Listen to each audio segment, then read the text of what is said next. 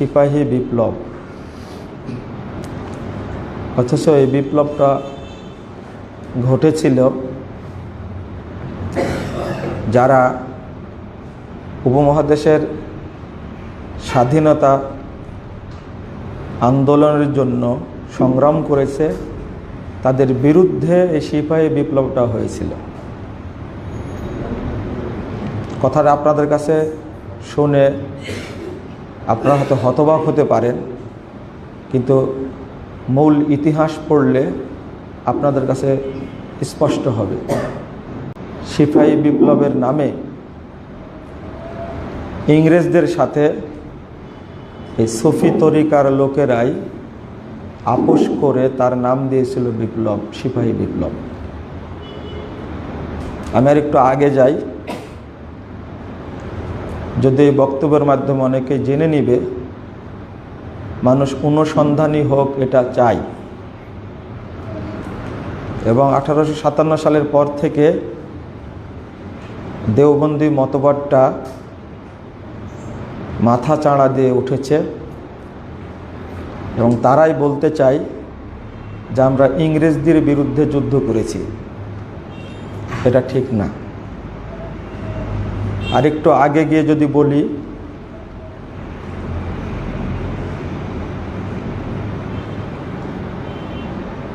সৈয়দ আহমদ শহীদ এবং শাহ ইসমাইল শহীদ ব্রিটিশ বিরোধী আন্দোলনের যে নেতৃত্ব দিয়েছেন,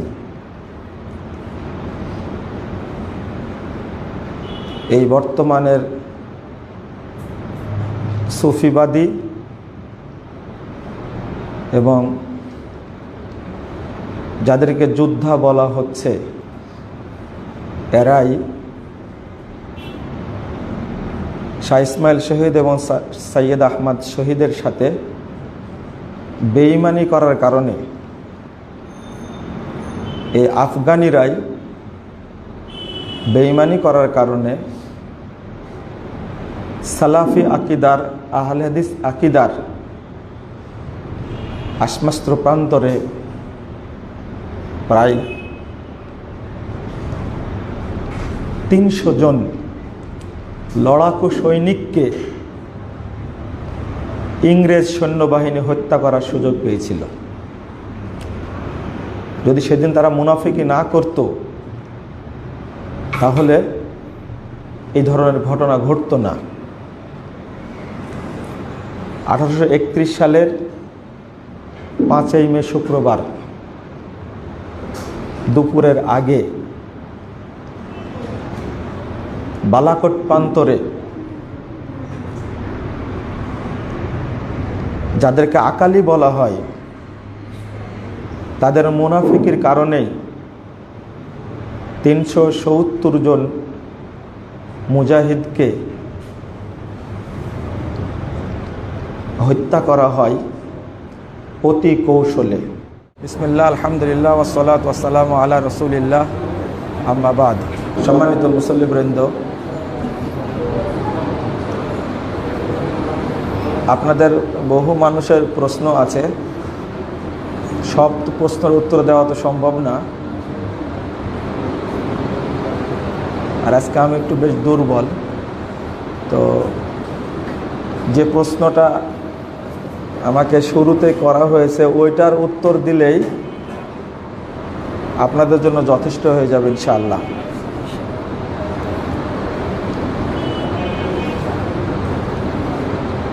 আপনাদের অনেকের এখনো ধারণা পরিষ্কার হয়নি আমি যে বিষয়ে আলোচনা করলাম। সুফিদের যে দর্শন, এইটা তো অন্তত আপনারা বুঝেছেন, হ্যাঁ? সুফিদের অবস্থাটা তো বুঝেছেন আপনারা। যদি বুঝে থাকেন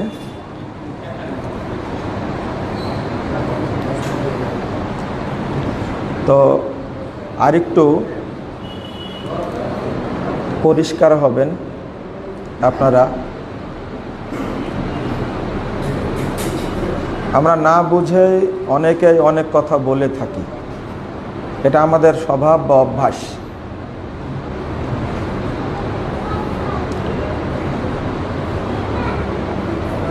সুফিবাদ যে কত ভয়ঙ্কর আমরা বিভিন্ন লেখনী পড়ার মাধ্যমে আমাদের কাছে স্পষ্ট হয়েছে। বাংলাদেশে যে প্রচলিত তাবলিগ জামাত,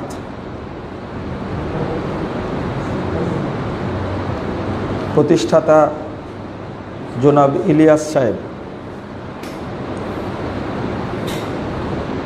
তিনি ছিলেন সুফিবাদের প্রবক্তা।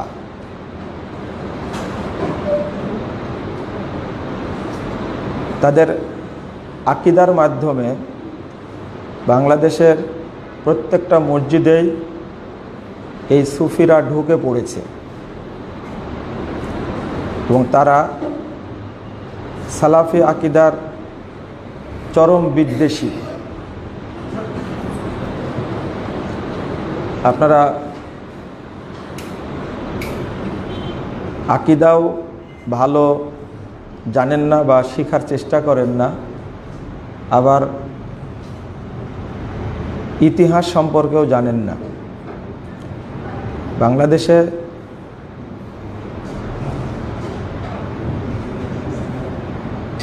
প্রচলিত একটা কথা আছে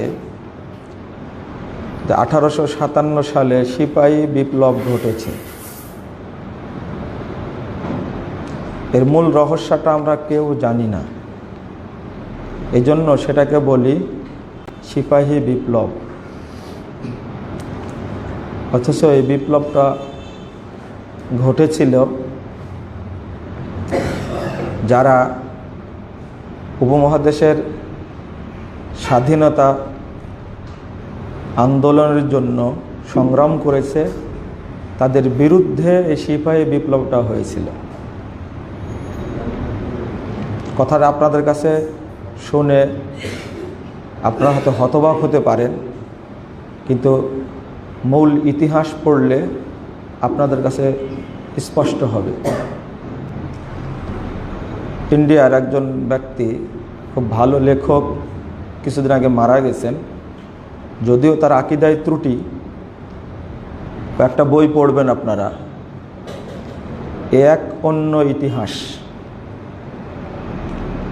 আর একটা বই আছে ইতিহাসের ইতিহাস, আর একটা আছে বাজেয়াপ্ত ইতিহাস। আপনারা তো এগুলো পড়েন না। বজ্র কলম একটা আছে, পড়বেন এগুলো। আরও অনেকগুলো বই আছে, বাজেয়াপ্ত ইতিহাসটা পড়বেন, অনেক কিছু জানতে পারবেন। মূলত শাহ ইসমাইল শহীদ, সাইদ আহমদ বেরলভী, সাইদ আহমদ শহীদ, তিতুমির, তারা যে আন্দোলন গড়ে তুলেছিলেন, এই আন্দোলনের স্রোতটা এসেছিল মূলত সৌদি আরবের একজন বড় মুজাদ্দিদ সংস্কারক মোহাম্মদ বিন আব্দুল ওহাব রহিমুল্লাহর কাছ থেকে তারা পেয়েছিলেন। আর মোহাম্মদ বিন আব্দুল ওহাবের ফাউন্ডেশন ছিল ইবনু তাইমিয়া এবং ইবনুল কাইয়িম রহিমাহুমুল্লাহ। এই জন্য শাহ ইসমাইল শহীদ, সাইদ আহমদ শহীদ, তিতুমির, ইনায়েত আলী, বেলায়েত আলী, তারা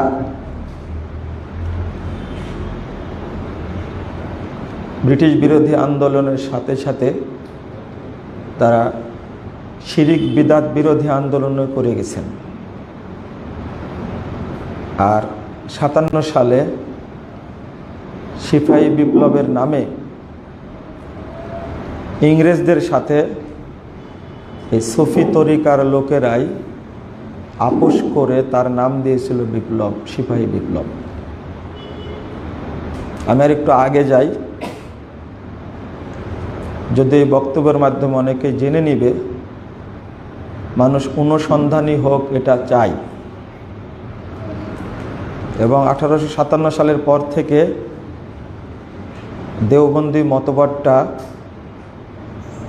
মাথা চাড়া দিয়ে উঠেছে এবং তারাই বলতে চাই যে আমরা ইংরেজদের বিরুদ্ধে যুদ্ধ করেছি। এটা ঠিক না। আরেকটু আগে গিয়ে যদি বলি,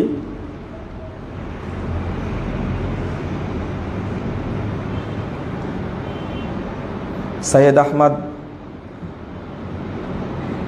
শহীদ এবং শাহ ইসমাইল শহীদ ব্রিটিশ বিরোধী আন্দোলনের যে নেতৃত্ব দিয়েছেন, এই বর্তমানের সুফিবাদী এবং যাদেরকে যোদ্ধা বলা হচ্ছে, এরাই শাহ ইসমাইল শহীদ এবং সৈয়দ আহমদ শহীদের সাথে বেঈমানি করার কারণে এই আফগানিরাই বেঈমানি করার কারণে সালাফি আকিদার, আহলে হাদিস আকিদার আশমাস্ত্র প্রান্তরে প্রায় 300 জন লড়াকু সৈনিককে ইংরেজ সৈন্যবাহিনী হত্যা করার সুযোগ পেয়েছিল।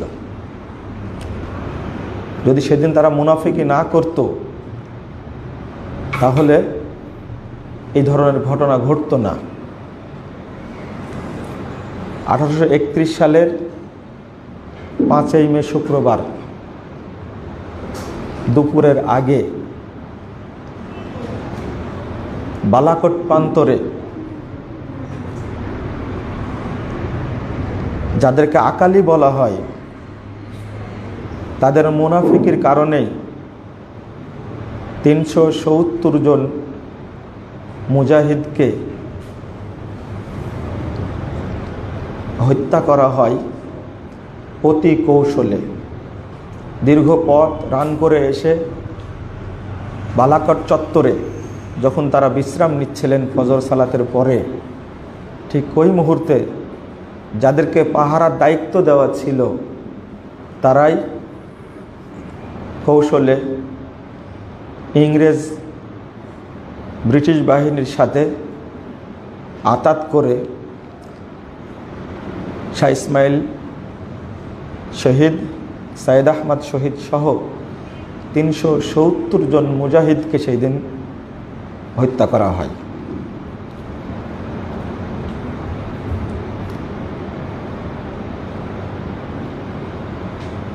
ঠিক পেশোয়ার প্রান্তরে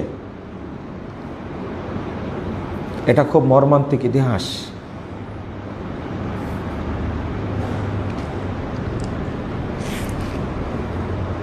ইশার সালাত অবস্থায় বাংলাদেশি ওই সালাতে ছিলেন প্রায় 14 জন ব্রিটিশ বিরোধী আন্দোলনের সিফা সালার। তারা নেতৃত্ব দিচ্ছিলেন পেশোয়ার প্রান্তরে। ইশার সালাতের সময় সেজদা অবস্থায় তাদেরকে হত্যা করা হয়।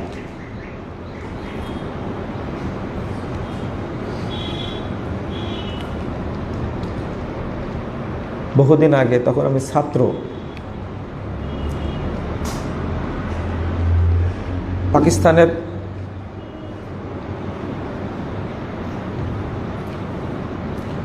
নামটা ভুলে যাচ্ছি আমি, পাকিস্তানের একজন ক্রিকেটার পেশোয়ারের মাঠে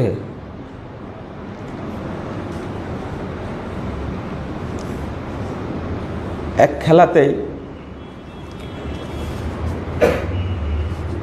কি বলেন আপনারা, ডবল সেঞ্চুরি করার কারণে এই পেশোয়ারের মাঠে সেজদা দিচ্ছিল না। নামটা ভুলে যাচ্ছে ওর নামটা। তো আমি সেদিনে পেপার পড়া অবস্থায় এই ইতিহাসটা মনে পড়ে আমার চোখে পানি আসছিল। এবং সেই সময় কোন এক খুতবায় বলেছিলাম, আজকে পেশোয়ার প্রান্তরে তুমি নির্দ্বিধায় আনন্দ চিত্তে সেজদা করে আল্লাহ শুকরিয়া আদায় করছো, কিন্তু এই প্রান্তরেই সেজদা দেওয়া অবস্থায়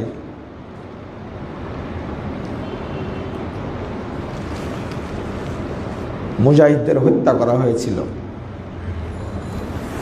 আর করুণ ইতিহাস যেটা, শাহ ইসমাইল শহীদ ও সাইয়েদ আহমদ শহীদ, এই দুইজন নেতার লাশকে টুকরো টুকরো করে কেটে ভাসিয়ে দেওয়া হয়েছিল, তাদের কবর পৃথিবীতে নাই।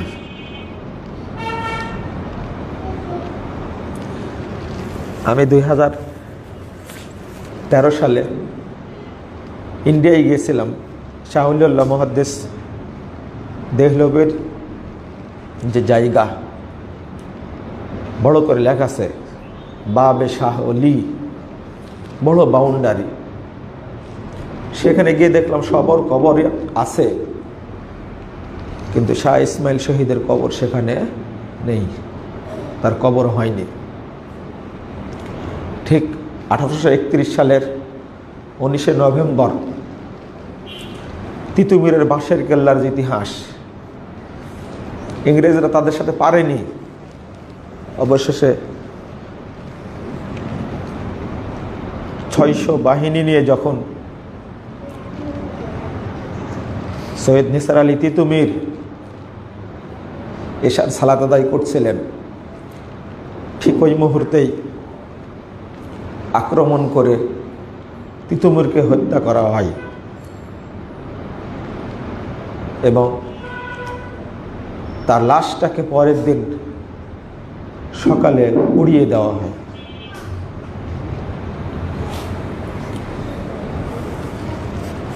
আজকে আফগানিস্তানে আপনারা মনে করছেন যে একটা ইসলামী রাষ্ট্র হতে যাচ্ছে, মুসলমানদের বিজয়।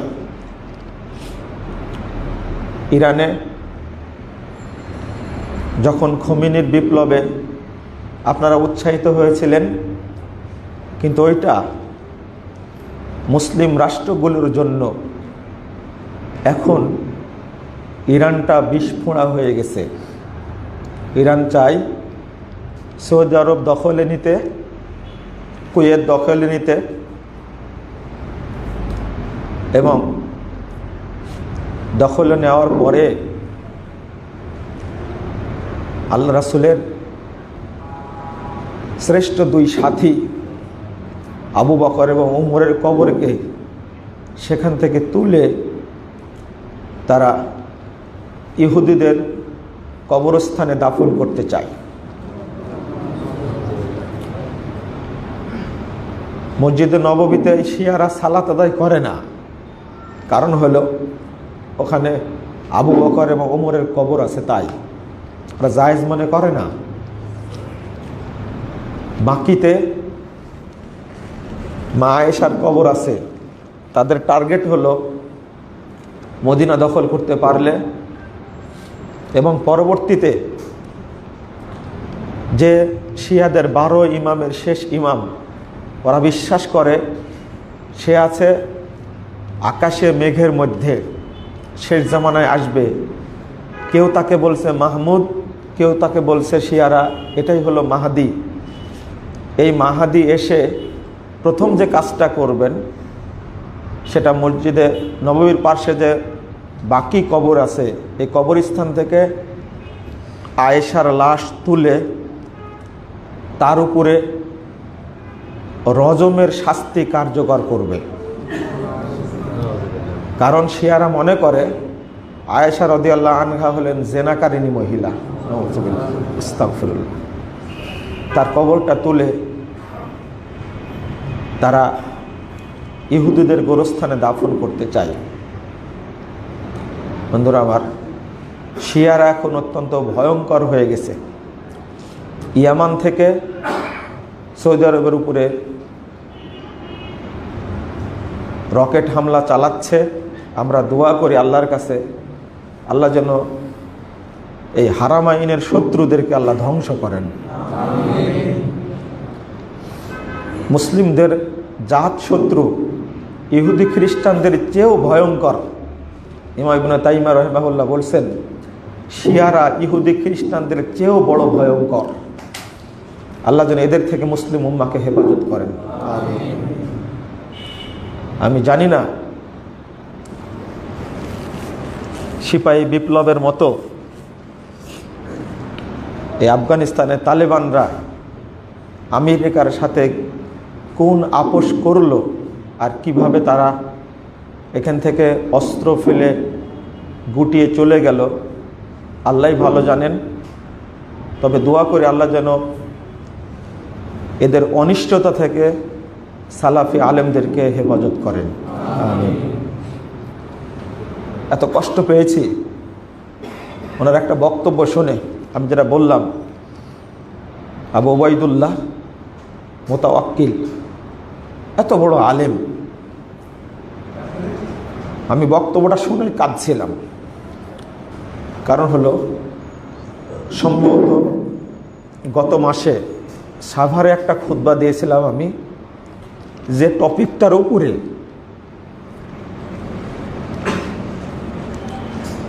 এই আবু ওবাইদুল্লাহ সালাফি আলেম মুতাওয়াক্কিল তিনি বক্তব্য রাখছিলেন ওই টপিকটার উপরেই।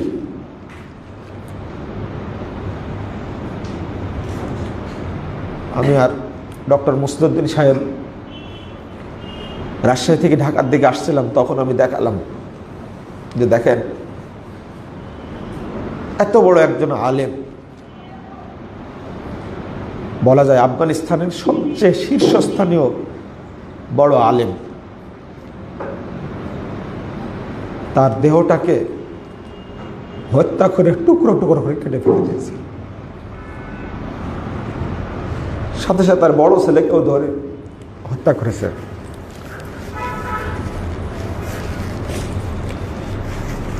এখন অবস্থাটা কি দাঁড়াবে এটা বলা যায় না। তবে এতটুকু বলি, যদি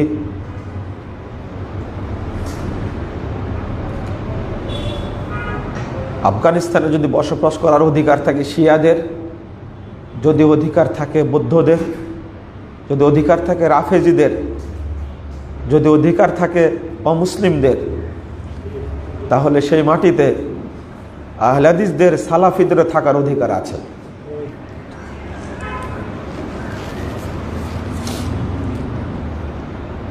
বাংলাদেশেও একটা অবস্থা সৃষ্টি হয়েছিল 2005 সালের দিকে, সেটা আপনারা জানেন, যে জঙ্গিবাদের মিথ্যা উপবাদ দিয়ে ইসলামপন্থীরাই আহলে হাদিসদের মাদ্রাসা মসজিদ বন্ধ করে দিয়েছিল। এমন একটা ভয়াবহ অবস্থা সৃষ্টি করেছিল, বহু মানুষ জেলখানায় বন্দী হয়েছিল। মসজিদগুলোতে যত কোরআন হাদিসের বই ছিল সবগুলো সরিয়ে ফেলা হয়েছিল, মাদ্রাসাগুলো বন্ধ হয়ে গেছিল। এমনকি কুয়েতের একটা সংস্থা ইহিয়াত তুরাস বাংলাদেশে আহলে হাদিসদের মধ্যে প্রায় এই সংস্থাটা 2000 মসজিদ তৈরি করেছে। তবে তাদের একটা বৈশিষ্ট্য ছিল, ইহিয়াত তুরাস কোনো সুফিবাদী দেওবন্দি আকিদার জায়গায় তারা মসজিদ তৈরি করেনি, সব মসজিদ তৈরি করেছে আহলে হাদিস সমাজে। এটাই ছিল তাদের বড় অপরাধ। ইহিয়াত তুরাসকে তারা নিষিদ্ধ করে দিল, ওই যে চলে গেছে আর আসেনি। এই হেত্তরাস একটা বড় প্রকল্প ছিল এতিম প্রতিপালন। সারা বাংলাদেশে সেই সময় প্রায় 5-6 হাজার এতিম প্রতিপালন করতো তারা বিভিন্ন মাদ্রাসায়। সব এতিমদের রুজি বন্ধ করে দেওয়া হয়েছে সেই সময়। আমরা যখনই যাদেরকে ইসলাম প্রতি মনে করে সহযোগিতা করেছি, ভুল হয়েছে, তারাই তখন মাথায় জেকে বসেছে। বক্তব্যের পরে আপনারা এই বিষয়ে আবারও প্রশ্ন করেছেন যে আপনাদের ধারণা এখনো ক্লিয়ার হয়নি। যারা আফগানিস্তানে আসছে তারা হলো সুফিবাদী আকিদার, দেওবন্দি আকিদার। তাদের পোশাকে আপনারা চিনেন খুব ভালো করে। অন্যরা বাহাবা দিলেও কোনো সালাফি আকিদার মানুষ, আহলে হাদিস আকিদার মানুষ বাহাবা দিতে পারে না। এটা হলো আমার আসল কথা। কারণ তারা তুরস্কের সাথে সম্পর্ক রাখছে, ইরানের সাথে একটা ভালো সম্পর্ক গড়ে তুলেছে, পাকিস্তানের সাথে গড়ে তুলেছে সম্পর্ক, চীনের সাথে, রাশিয়ার সাথে। কিন্তু মুসলিমদের প্রাণকেন্দ্র কোনটা? সৌদি আরবের সাথে তালেবানদের কোনো সম্পর্ক নাই। সরকার গঠন করার জন্য যে 5-6টা রাষ্ট্রকে আমন্ত্রণ জানিয়েছে, তার মধ্যে সৌদি আরব আছে, কুয়েত আছে, বাহরাইন আছে, দুবাই আছে, নেই। আপনারা মনে করেন যে আমরা শুধু টুপি মাথায় দিয়ে ঘুরি, এগুলো সম্পর্কে পড়াশোনা করি না। এটা হলো আপনাদের ধারণা। পড়াশোনা আপনিও করেন, আর মাঝে মাঝে একাকে আমাদের সাথে বসেন, বসলে সুবিধা হবে। কেন? যারা আগে, বলেন তো দেখি, বুরহানুদ্দিন রাব্বানী কোথায় আশ্রয় নিয়েছিল? এগুলো ইতিহাস আপনারা জানেন না। 98 থেকে 89 থেকে নিয়ে 98 পর্যন্ত যে সমস্ত বৃদ্ধ ব্যক্তি আফগানিস্তানে ছিলেন, যাদের আকীদা তুলনামূলক ভালো ছিল, শিয়া বিরোধী এবং সুফিবাদ বিরোধী, এই সমস্ত সব লোকগুলো, এদেরকে আমেরিকা বের করে দিল আর তালেবানদেরকে জায়গা করে দিল। তালেবানরা এর বিরুদ্ধে গিয়ে সমস্ত লোক সৌদি আরবে আশ্রয় নিল।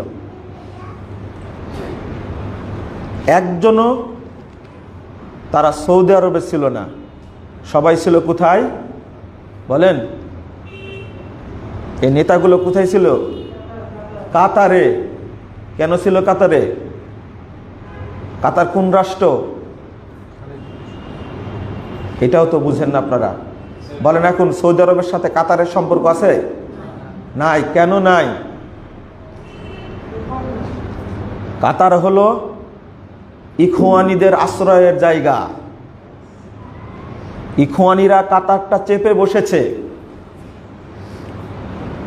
ইখওয়ানিদেরকে সৌদি আরব ঘোষণা করেছে, এটা হলো মুসলিম ব্রাদারহুড, যাকে ইংরেজিতে বলে ইখওয়ানুল মুসলিমিন, যেটা হাসানুল বান্নার তৈরি করা। আর এটাই হলো তৈরি হয়েছিল মিশরে। সৌদি আরবের সাথে মূলত আকীদার দ্বন্দ্ব, ইরানি আর ইরানের সাথে কাতারের সাথে খুব নাড়ির সম্পর্ক, আর সেখানেই আশ্রয় নিয়েছিল আফগানিস্তানের এরা। এবং সুফিবাদ হিসাবে এরদোগান, তুরস্কের প্রেসিডেন্ট এরদোগান যেহেতু সুফিবাদী এবং শিয়াদের সমর্থন মদতপুষ্ট ব্যক্তি, তাদের সাথে ভালো সম্পর্ক। যে তুরস্ক দীর্ঘ 100 বছর সৌদি আরবের উপরে এই মাজার পূজা, কবর পূজার উপরে নেতৃত্ব দিয়েছে। আশ্চর্য, মুসলিমদের মূল জায়গা হলো কাবা, সৌদি আরব।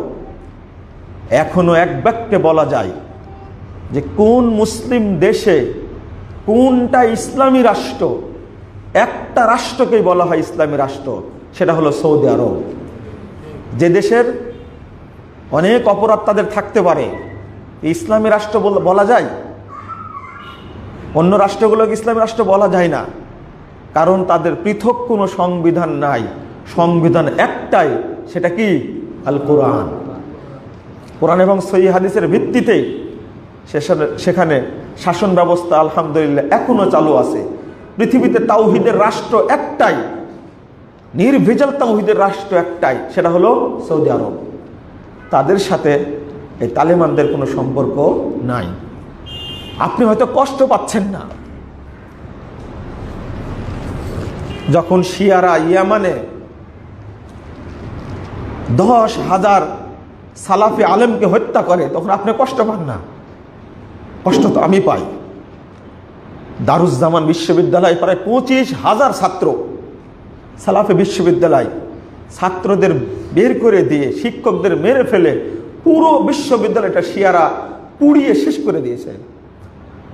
আপনারা কষ্ট না পারলে আমাদের কষ্ট হয়। এই জন্য শিয়াদা এবং শিয়াদের যারা সহযোগিতা করে, ইরানকে যারা মুসলিম রাষ্ট্র বলে, আমরা তাদেরকে বরদাস্ত করতে পারি না, কারণ শিয়া হলো মুসলমানদের সবচেয়ে বড় শত্রু। আমি যেগুলো বললাম, আজকে যে খুতবাটা দিয়েছি সুফিবাদের উপরে, এইটা একটু চিন্তা করুন, এটা একটু ভেবে দেখুন। যারা সুফি মতবাদে বিশ্বাসী, তাদেরকে প্রকৃত আহলে হাদিস, প্রকৃত সালাফি, সে কখনো সুফিদের সমর্থন দিতে পারে না। আমি আজকে আপনাদের কোনো প্রশ্নের উত্তর দিব না, ধারণাটা ক্লিয়ার করার জন্য, কারণ আপনাদের ধারণাটা ক্লিয়ার হওয়া উচিত। এবং রাত্রিতে দোয়া করবেন, সারা পৃথিবীতে যেখানে সালাফি আলেম, আহলে হাদিস আকিদার আলেম, আহলে সুন্নাত ওয়াল জামাতের আকিদার আলেম রয়েছে, আল্লাহ যেন তাদেরকে হেফাজত করেন, আল্লাহ যেন তাদেরকে সাহায্য করেন। কারণ পৃথিবীতে আহলে হাদিস সালাফিদের কোনো বন্ধু নয়, একমাত্র বন্ধু হলেন আল্লাহ রব্বুল আলামিন।